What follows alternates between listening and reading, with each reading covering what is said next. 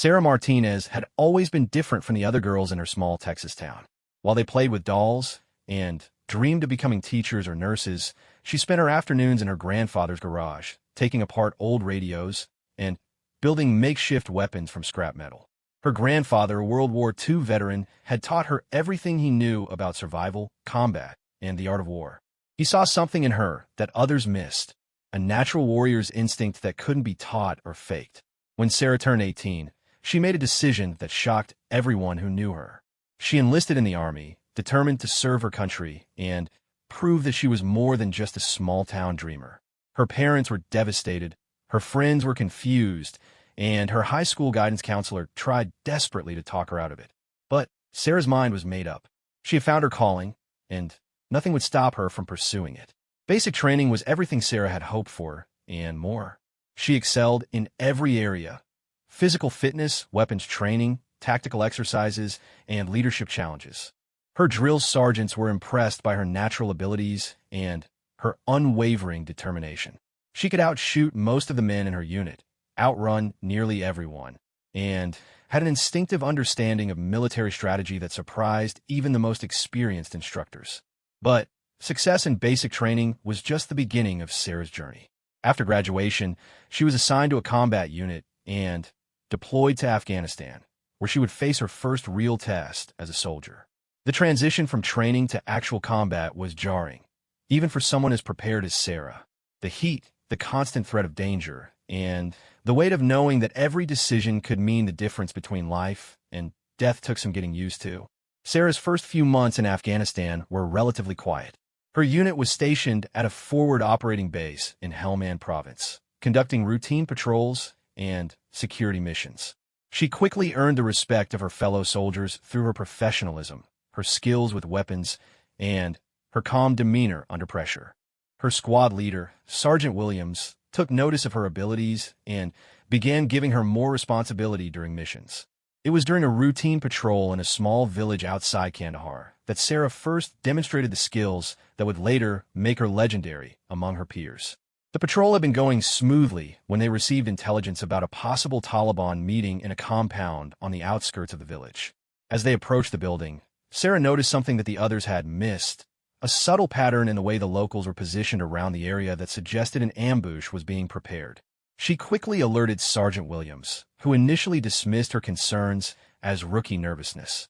But Sarah persisted, pointing out specific details that indicated hostile activity. Her observations proved accurate when the patrol came under heavy fire just minutes later. Thanks to Sarah's warning, the squad was able to take defensive positions and call for backup before they were completely surrounded.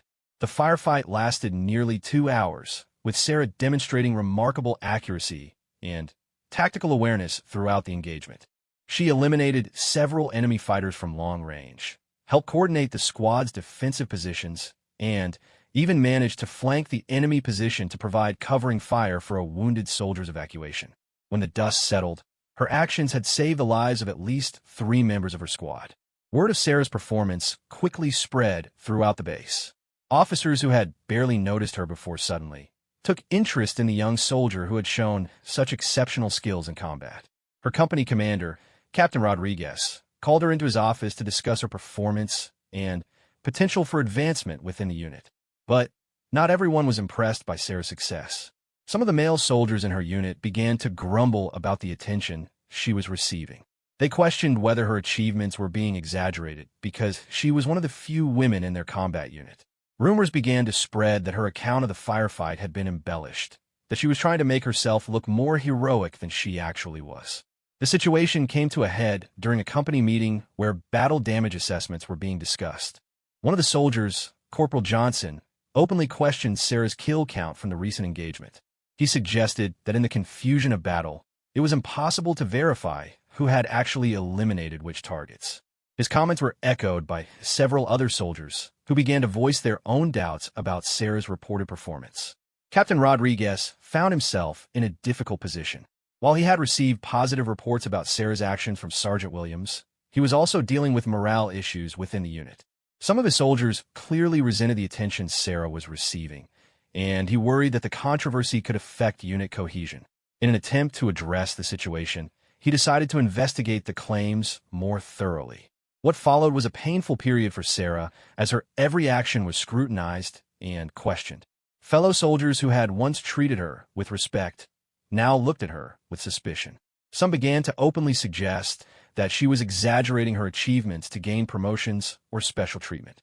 The camaraderie she had worked so hard to build within the unit began to crumble as doubt and resentment took its place.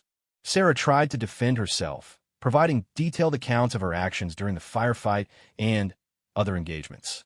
But her efforts only seemed to make things worse. The more she tried to explain, the more some soldiers became convinced that she was fabricating stories.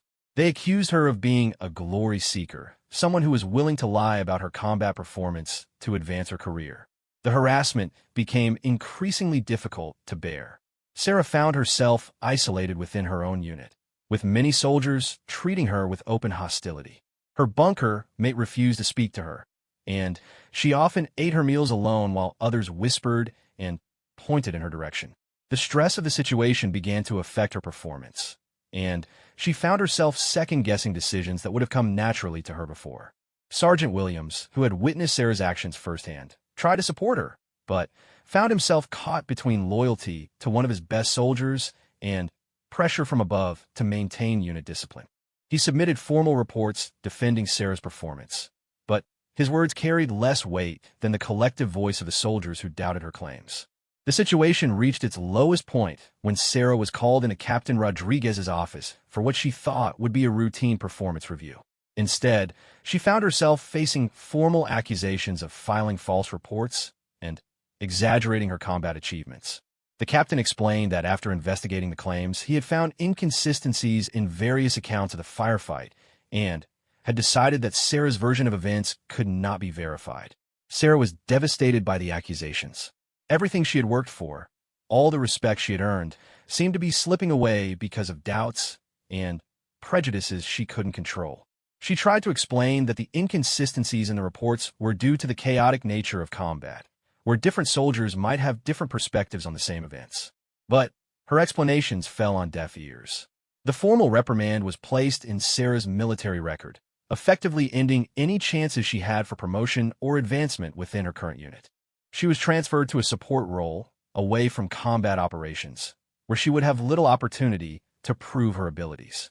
The transfer felt like a punishment, a clear signal that her superiors believed she had been dishonest about her combat performance.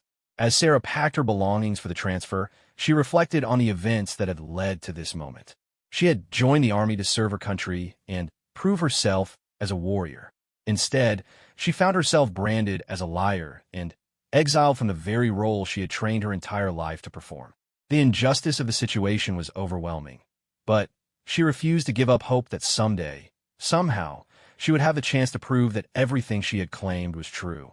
Sarah's transfer to the logistics unit at Bagram Air Base felt like being sentenced to military purgatory. After months of combat operations where every day brought new challenges and opportunities to prove herself, she found herself managing supply inventories and coordinating equipment shipments. The work was important, but it felt meaningless compared to the frontline combat role she had been stripped of. Every morning, she watched combat units prepare for missions she should have been part of, and every evening, she heard stories of engagements where her skills could have made a difference. The other soldiers in the logistics unit were professional enough, but they had heard the rumors about her supposed dishonesty. Most kept their distance, unwilling to associate with someone who had been formally reprimanded for filing false reports. Sarah found herself living in a strange kind of isolation, surrounded by hundreds of soldiers, but truly connected to none of them. She threw herself into her work with the same dedication she had shown in combat, but the satisfaction was hollow. Weeks turned into months, and Sarah began to wonder if her military career was effectively over. She had considered requesting a transfer to a different unit or even a different branch of service, but her service record now carried a permanent black mark that would follow her wherever she went. The formal reprimand made it clear that her superiors believed she had been dishonest about her combat achievements, and no commander would want to take a chance on a soldier with that kind of reputation. During this difficult period, Sarah found solace in the base's shooting range, where she spent her off-duty hours maintaining and improving her marksmanship skills. The range was one of the few places where she felt truly at peace, where the noise and complications of military politics faded away, and she could focus on the pure technical challenge of placing bullets exactly where she intended them to go.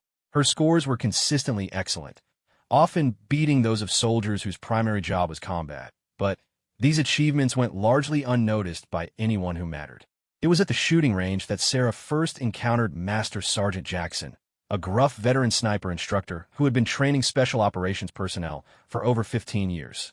Jackson had a reputation for being able to spot exceptional talent, and he noticed immediately that Sarah's shooting was well above average for someone in a support role.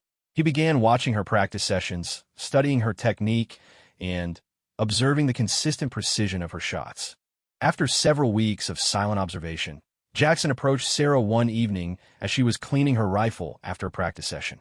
He introduced himself and asked about her background, particularly her previous combat experience and training.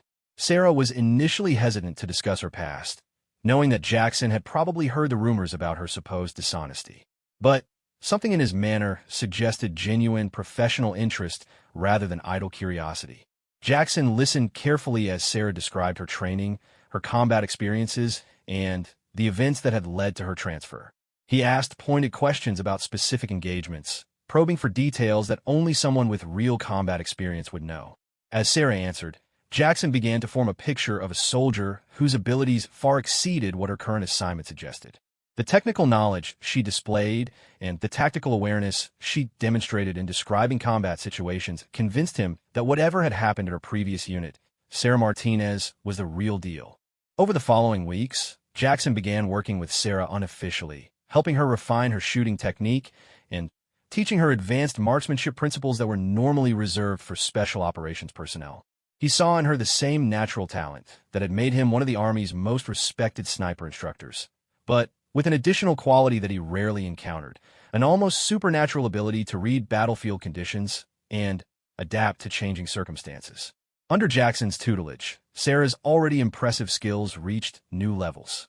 She learned to calculate wind drift and bullet drop across extreme distances, to camouflage herself so effectively that she became nearly invisible, and to control her breathing and heart rate to achieve perfect stability during long-range shots. More importantly, Jackson helped her understand that her experiences in her previous unit, while painful, were not uncommon for soldiers who possessed exceptional abilities. History was full of warriors whose talents were initially dismissed or misunderstood by their peers. Jackson began documenting Sarah's progress meticulously, keeping detailed records of her shooting scores, her tactical exercises, and her overall development as a marksman. He had a feeling that someday these records might be important, though he couldn't yet say why. What he did know was that Sarah represented the kind of natural talent that appears perhaps once in a generation, and he was determined to ensure that her abilities were properly recognized and utilized. The breakthrough came during a base-wide marksmanship competition that Jackson convinced Sarah to enter. The competition was open to all personnel and included events at various distances and with different types of weapons. Sarah was reluctant to participate, knowing that her presence might create controversy, but Jackson insisted that she needed to demonstrate her abilities in a formal witness setting. The competition took place over 3 days and included some of the base's best marksmen from various units, including special operations teams and reconnaissance units. Sarah's performance was nothing short of extraordinary. She consistently outshot soldiers whose primary job was precision shooting, setting new base records in multiple categories. Her scores in the long-range rifle competition were so far above the previous records that officials initially suspected equipment malfunction or scoring errors. But it wasn't just Sarah's accuracy that impressed the observers. It was the effortless way she achieved her results.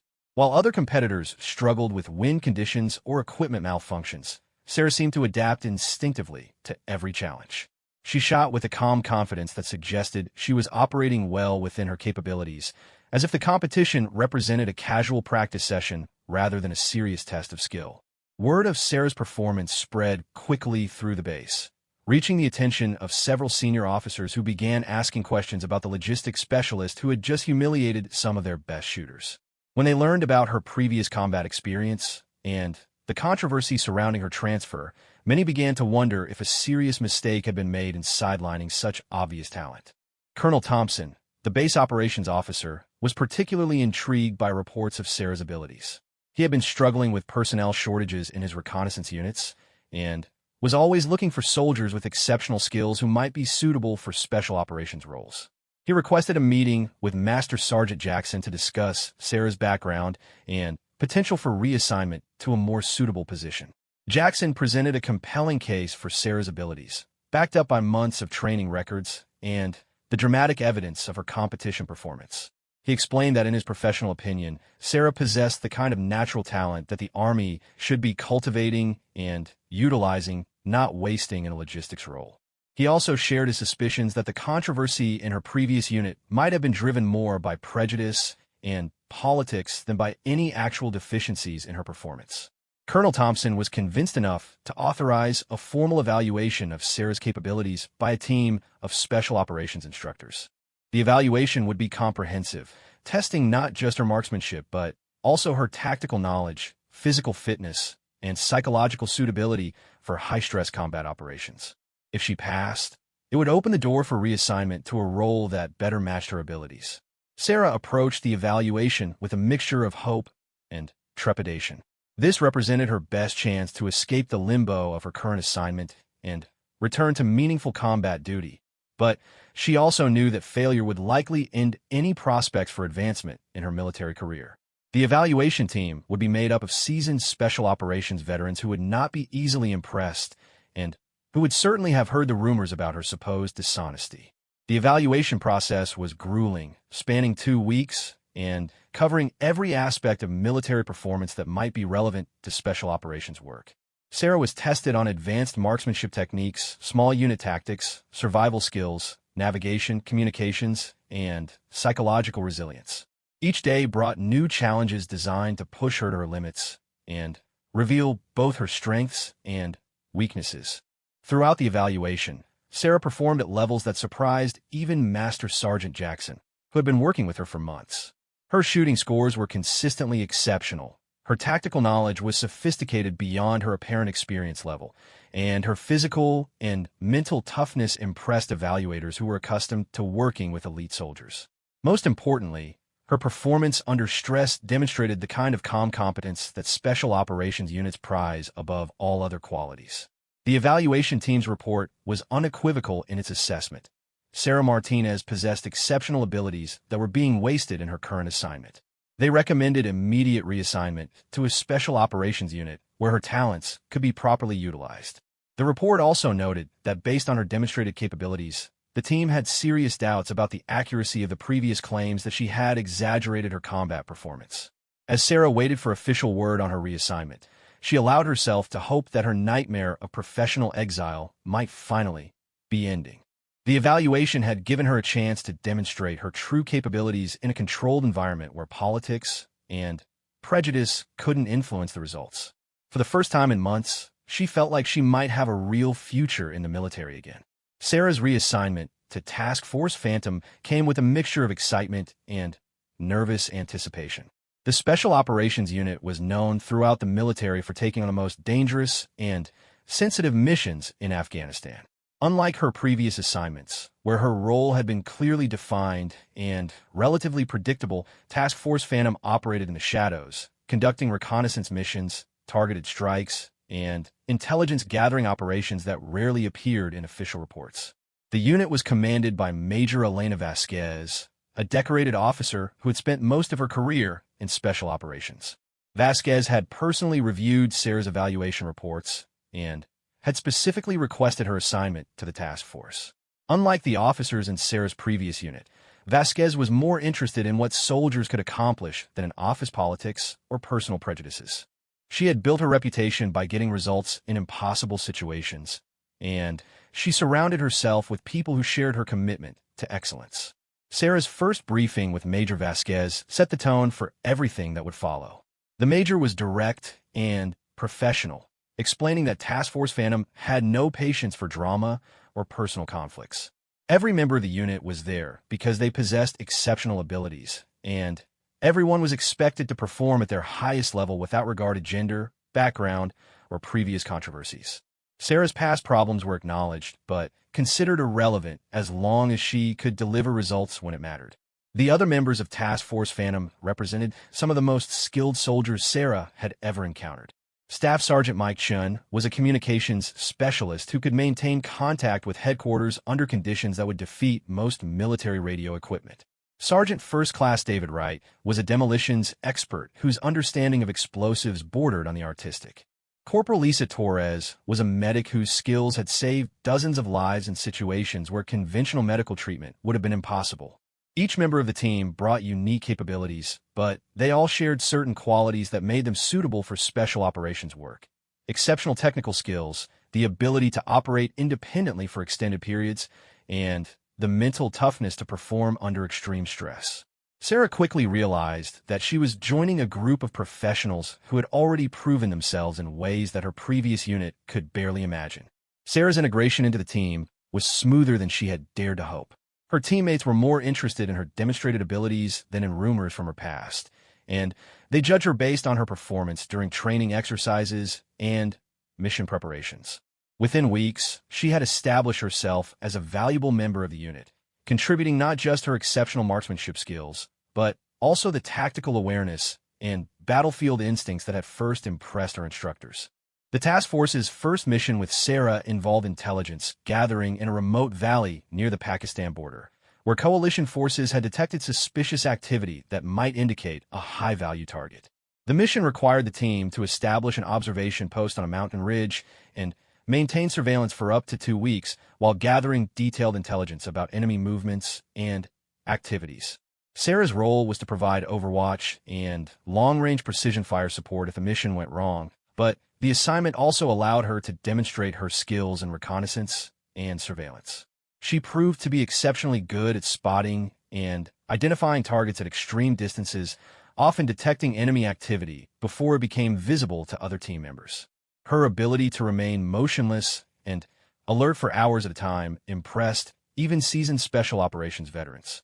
During the mission, Sarah confirmed the presence of several high-value targets and provided detailed intelligence that led to a successful airstrike against a terrorist training camp. Her observations were so accurate and detailed that intelligence analysts were able to identify specific individuals and predict their movements with unprecedented precision.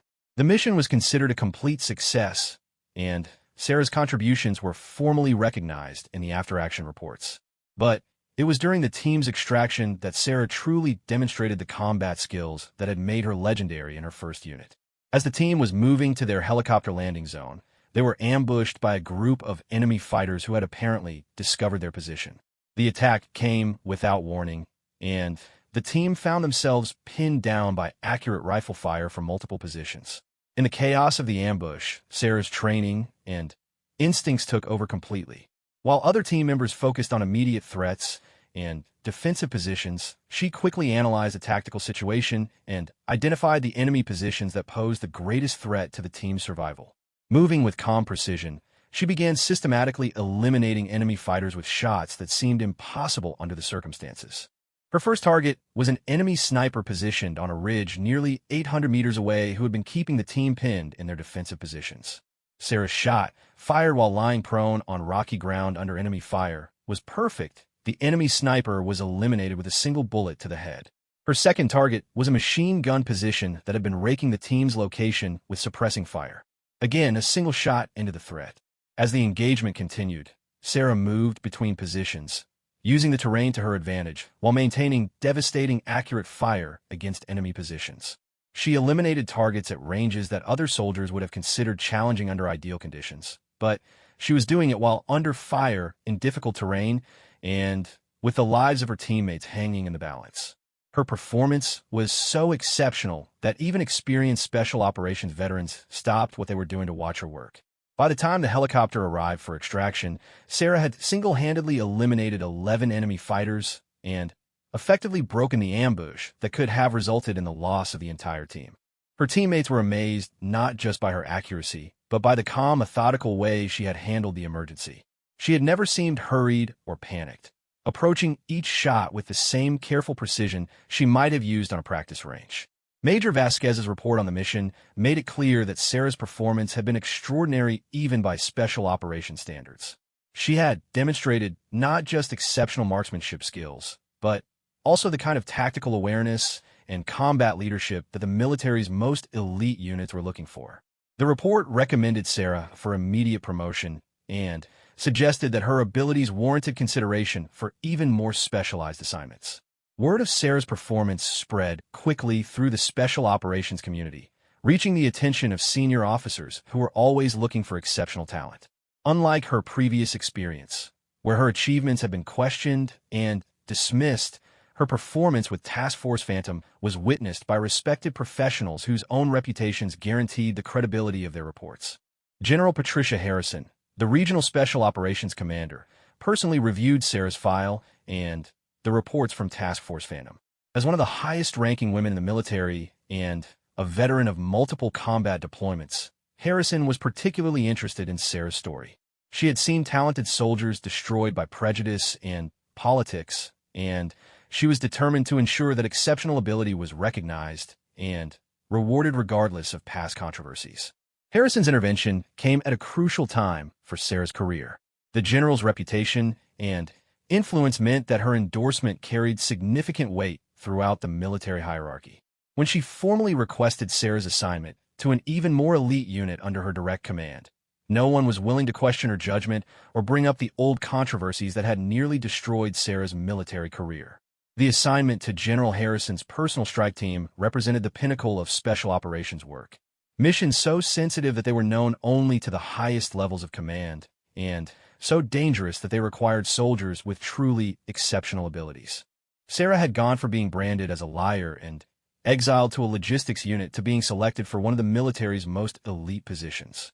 As Sarah prepared for her new assignment, she reflected on the journey that had brought her to this point. The pain and humiliation of her previous experience had nearly broken her spirit, but it had also taught her valuable lessons about perseverance and the importance of staying true to her abilities even when others doubted them. She had learned that exceptional talent would eventually be recognized, but only if she refused to give up or compromise her standards. The irony was not lost on her that the same skills that had been dismissed as fabrications by her original unit were now being celebrated and utilized at the highest levels of the military. She had not changed. Her abilities had been constant throughout her ordeal, but she had finally found leaders who had the wisdom and experience to recognize and appreciate what she could contribute. Sarah's story was becoming known throughout the special operations community as an example of how talent could be overlooked or misunderstood, but also how persistence and professional excellence would ultimately be rewarded. Young soldiers facing their own challenges and doubters began to hear about the logistics specialist who had overcome false accusations to become one of the military's most respected operators. General Harrison's strike team operated from a classified facility that didn't appear on any official military maps. The compound was home to fewer than 50 personnel, all hand-picked specialists who had proven themselves in the most demanding combat situations imaginable. These were the soldiers called upon when conventional forces couldn't complete a mission, when the stakes were too high for anything but absolute perfection. Sarah's arrival at the facility marked the beginning of the most intensive training period of her military career. Unlike her previous assignments, where training had focused on general military skills, this program was designed to push elite soldiers even further beyond their existing capabilities. The instructors were drawn from the most exclusive units in the American military and Allied Special Forces, men and women who had spent their careers perfecting the art of warfare. The training regimen covered advanced marksmanship techniques that most soldiers never even heard about, infiltration and extraction methods developed by intelligence agencies, and survival skills that went far beyond anything taught in conventional military schools.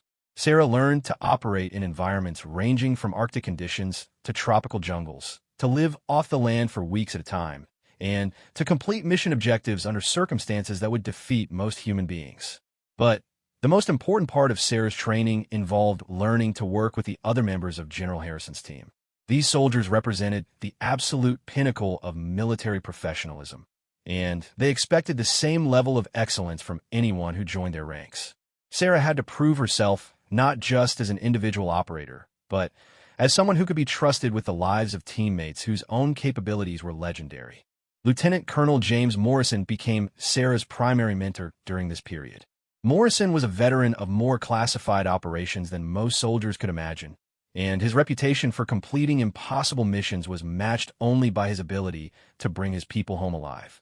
He saw in Sarah the same combination of natural talent and professional dedication that had made his own career so successful. Under Morrison's guidance, Sarah learned that exceptional marksmanship was only one element of being an elite operator. She studied intelligence analysis, communication security, foreign languages, cultural awareness, and dozens of other skills that might mean the difference between mission success and catastrophic failure. Every day brought new challenges designed to expand her capabilities and test her limits. The psychological preparation was equally intensive. Sarah underwent assessments and training designed to ensure that she could maintain peak performance under the most extreme stress imaginable. She learned meditation and mental control techniques developed by Special Forces psychologists, practiced making life and death decisions under simulated pressure, and developed the kind of mental toughness that allowed elite operators to function effectively even when everything seemed hopeless. 6 months into her training, Sarah received her first assignment with General Harrison's team. The mission involved rescuing 3 American intelligence operatives who had been captured while conducting surveillance on a terrorist organization in a remote region of Afghanistan. Conventional rescue operations had been deemed too risky because of the location and the sensitivity of the captured operatives' knowledge. The rescue team consisted of only 6 operators, including Sarah, and they would be inserted deep into enemy territory with minimal support and no possibility of immediate backup if things went wrong. The mission required them to infiltrate a heavily defended compound, locate and extract the prisoners, and escape without alerting the terrorist organization to the scope of American intelligence operations in the region. Sarah's role in the mission was to provide overwatch and precision fire support, but she was also cross-trained on every other aspect of the operation.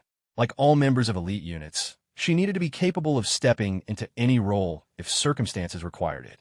The planning process took weeks, with every detail studied and rehearsed until the team could execute their assigned tasks almost automatically. The insertion went perfectly, with the team parachuting into a landing zone nearly 30 kilometers from their target and then moving cross-country under cover of darkness. Sarah's training in navigation and survival proved invaluable as the team made their way through difficult terrain while avoiding enemy patrols and civilian populations that might report their presence. The compound where the prisoners were being held was a converted monastery built on a mountainside, with stone walls and multiple defensive positions that made direct assault nearly impossible. The team's plan called for Sarah to establish a sniper position on a ridge overlooking the compound, while the other team members infiltrated the building to locate and extract the prisoners. As dawn broke on the day of the rescue, Sarah found herself positioned nearly 1,000 meters from the target compound, hidden among rocks and vegetation that made her virtually invisible to anyone searching for threats. Her equipment included a customized sniper rifle capable of extreme accuracy at long range, along with communications gear that allowed her to coordinate with the infiltration team. The mission began to go wrong almost immediately. The infiltration team discovered that the compound security had been significantly increased since their last intelligence update, with additional guards and improved defensive positions that made their planned approach impossible. Even worse, intercepted communications indicated that the prisoners were going to be moved to a different location within hours. Sarah watched through her scope as the team leader made the difficult decision to abort the original plan and attempt a high-risk direct assault. The success of this new approach would depend heavily on her ability to eliminate key threats and provide covering fire for the team's movement. Everything she had learned about precision shooting and tactical awareness would be put to the test under circumstances where failure meant death for her teammates and the prisoners they were trying to rescue. The assault began with Sarah eliminating 2 guards who were positioned to detect the team's approach. Her shots, fired at extreme range under difficult conditions, were perfect. Both guards were eliminated silently, allowing the team to advance without triggering an immediate alarm.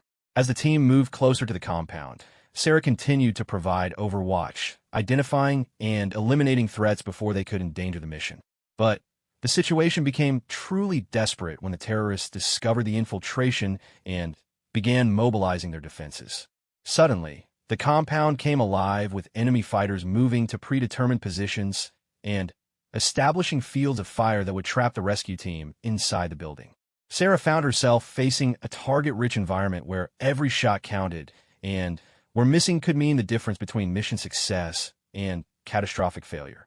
Working with mechanical precision, Sarah began systematically eliminating the enemy fighters who posed the greatest threat to her teammates. Her shots came at a rate and accuracy that seemed impossible under the circumstances. One target after another fell to perfectly placed bullets fired from a distance that made her virtually unreachable by enemy weapons. She moved between targets with an efficiency that amazed even her experienced teammates. The rescue became a running gun battle as the team fought their way to the prisoner's location while Sarah provided continuous fire support. She eliminated machine gun positions that would have pinned down the assault team, took out enemy leaders who were trying to coordinate the defense, and cleared escape routes that the team would need for their withdrawal. Her performance was so exceptional that the mission's success became largely dependent on her individual contribution. When the team finally reached the prisoners and began their extraction, Sarah's role became even more critical. The enemy had realized what was happening and was directing every available fighter toward the compound in an attempt to prevent the rescue. Sarah found herself engaging targets at multiple ranges simultaneously, switching between threats as quickly as she could acquire and eliminate them. The extraction phase of the mission showcased Sarah's abilities at their absolute peak. As the rescue team moved through the compound with the freed prisoners, she provided covering fire that seemed to anticipate every enemy move. Her shots eliminated threats before they could fire on the rescue team, cleared obstacles that might have slowed their movement, and created a corridor of safety that allowed the mission to succeed despite overwhelming odds. By the time the team reached their extraction point, Sarah had eliminated over 30 enemy fighters in engagement that lasted nearly 4 hours. Her ammunition consumption had been minimal. Almost every shot had found its target, demonstrating a level of precision and efficiency that even special operations veterans found difficult to believe. The mission was completed without a single casualty among the rescue team or the freed prisoners. General Harrison's debrief of the mission made it clear that Sarah's performance had been absolutely crucial to its success. Without her exceptional skills and calm performance under extreme pressure, the rescue would have failed and multiple American lives would have been lost. The general's report recommended Sarah for the military's highest decorations and suggested that her abilities warranted assignment to even more challenging roles. The news of Sarah's exceptional performance had reached the highest levels of military command, including the Pentagon and the Joint Chiefs of Staff. Her rescue mission success story was being studied by military strategists and special operations planners as an example of how individual excellence could overcome seemingly impossible odds. But perhaps more importantly, her story had come to the attention of General Marcus Stone, the Army's Chief of Staff and one of the most respected military leaders of his generation. General Stone had built his reputation on recognizing and developing exceptional talent throughout the military. He understood that the Army's greatest strength lay not in its equipment or technology, but in the individual soldiers who carried out its mission. When he read the classified reports about Sarah's performance, he realized that he was looking at the kind of soldier who appeared perhaps once in a generation, someone whose abilities transcended normal expectations and who could accomplish things that seemed impossible to ordinary people. The general's decision to visit Sarah's unit personally was unprecedented. General Stone rarely left Washington for anything other than the most important strategic meetings, but he felt that Sarah's story deserved his personal attention. He had spent his career fighting to ensure that the military recognized and rewarded exceptional performance regardless of background or past controversies, and Sarah's case represented everything he believed about the importance of looking beyond surface appearances to identify true capability. Sarah learned about the general's impending visit only hours before his arrival. The news sent shock waves through the special operations community. Soldiers at her level simply didn't receive personal visits from four-star generals unless something extraordinary was happening. Major Vasquez and Lieutenant Colonel Morrison were both puzzled by the development, though they assured Sarah that the visit was undoubtedly related to her exceptional performance and not to any problems with her service. When General Stone arrived at the classified facility, his presence transformed the normally relaxed atmosphere into something approaching a formal military parade. Even the most experienced special operations veterans found themselves nervous in the presence of such a high-ranking officer. But the general's manner was more that of a professional soldier interested in meeting a peer than a commanding officer conducting an inspection. Sarah's first meeting with General Stone took place in the facility's secure briefing room, with only Major Vasquez and Lieutenant Colonel Morrison present as witnesses. The general began by reviewing Sarah's complete military record for her initial enlistment through her recent special operations successes. He asked detailed questions about her training, her combat experiences, and the challenges she had faced during her controversial period in the logistics unit. What emerged during the conversation was a clear picture of a soldier whose exceptional abilities had been misunderstood and mismanaged by leaders who lacked the experience to recognize what they were seeing. General Stone had encountered similar situations throughout his career. Talented soldiers whose capabilities were initially dismissed or undermined by prejudice and small-minded thinking. He understood the frustration and pain that such experiences could cause. But the general was most interested in Sarah's recent performance and her demonstrated abilities under the most demanding circumstances possible. He reviewed classified mission reports that documented her exceptional marksmanship, tactical awareness, and leadership under pressure. The statistics were remarkable. In less than 2 years of special operations work, Sarah had compiled a combat record that compared favorably to soldiers with decades of experience. General Stone's questions revealed a deep understanding of special operations work and the qualities that distinguish truly exceptional soldiers from merely competent ones. He probed Sarah's tactical thinking, her decision-making processes under stress, and her ability to adapt to rapidly changing circumstances. Her answers convinced him that the reports about her abilities were, if anything, conservative in their assessment of her capabilities. The turning point in their conversation came when General Stone asked Sarah to describe her experience during the controversial period in her original combat unit.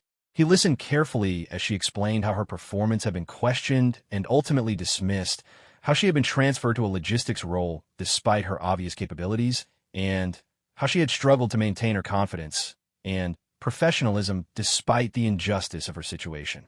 General Stone's response was both professional and personal.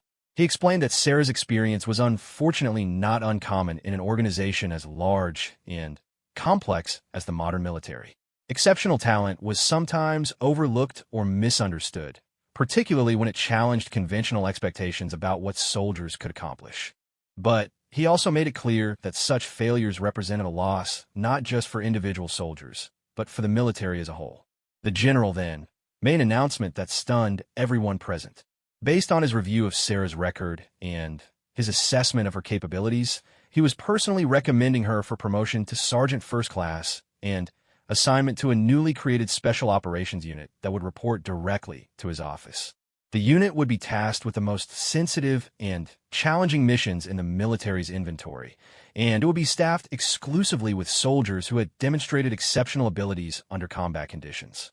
But General Stone's most significant action was his decision to order a formal investigation into the events surrounding Sarah's original controversy. He assigned a team of military investigators to review all aspects of her case, from the initial combat reports to the circumstances surrounding her transfer to logistics. The investigation would have access to classified information and would be authorized to interview all personnel involved in the original decisions. The investigation's findings, completed over several months, vindicated Sarah completely and revealed the extent to which prejudice and poor leadership had influenced the original decisions about her case. The investigators found that Sarah's combat reports had been accurate and that her performance had indeed been exceptional. They also discovered that some of the soldiers who had questioned her achievements had been motivated more by resentment and bias than by genuine concerns about accuracy. Perhaps most damaging to those who had doubted Sarah was the discovery that several of the soldiers who had accused her of exaggeration had themselves filed false or misleading reports about their own combat performance. The investigation revealed a pattern of poor leadership and unprofessional conduct that had allowed personal prejudices to override objective assessment of soldier capabilities. Captain Rodriguez, the officer who had formally reprimanded Sarah, was found to have failed in his duty to properly investigate the claims against her. General Stone's personal involvement in Sarah's case sent a clear message throughout the military hierarchy about the importance he placed on recognizing and developing exceptional talent. His willingness to intervene personally on behalf of a junior soldier demonstrated the kind of leadership that put capability and performance above politics and convenience. The case became a landmark example of how senior leaders could and should act when confronted with evidence of mismanaged talent. Sarah's new assignment to General Stone's special unit represented the culmination of an extraordinary journey from disgrace to recognition. She had gone from being branded as a dishonest soldier and exiled to a support role to being personally selected by the Army's highest-ranking officer for its most challenging missions. Her story became an inspiration to soldiers throughout the military who faced their own challenges and doubts. The special unit that Sarah joined was unlike anything that had existed before in the American military. Staffed exclusively with soldiers who had demonstrated exceptional abilities and led by officers chosen for their combat experience and leadership skills, the unit represented General Stone's vision of what elite military forces could accomplish when properly organized and supported. Sarah's role in this unit would give her opportunities to utilize her abilities at the highest levels of military operations. As Sarah reflected on her journey from a small Texas town to the pinnacle of military service, she understood that her story was about more than personal achievement. It represented the importance of perseverance in the face of injustice, the value of maintaining professional standards even when others fail to recognize them, and the ultimate triumph of capability over prejudice. Her experience had been painful, but it had also prepared her for challenges and responsibilities that she could never have imagined when she first enlisted. The girl who had dreamed of serving her country and proving herself as a warrior had achieved everything she had hoped for and more. But perhaps more importantly, her story had helped change the military's approach to recognizing and developing exceptional talent, ensuring that future soldiers with similar abilities would face fewer obstacles and more opportunities to serve at their highest potential. Sarah Martinez had not just overcome her own challenges. She had helped create a better military for everyone who would follow in her footsteps.